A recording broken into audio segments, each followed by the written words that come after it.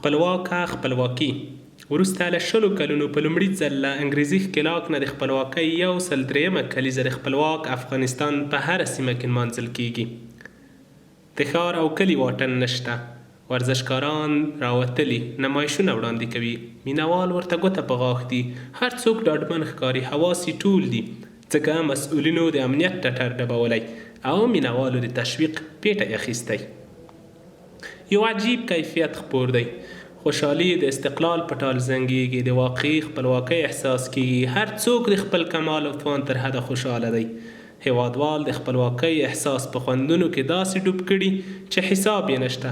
تبه وا تر دې لویه خوشحالي به پیدا نشي. دغسې یووالی، مینه، اخلاص او رښتونی ژوند د رنګینې خپلواکۍ قیمت لا لوړوي.